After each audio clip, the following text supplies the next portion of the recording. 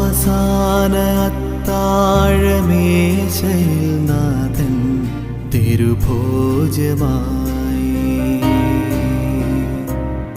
N പെരുകും പാപത്തിൻ മരക്കുരിശേന്തി തിരുയാഗമായി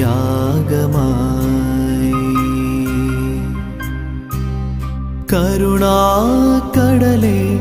സ്നേഹമേ നീ എനിക്കാശ്രയം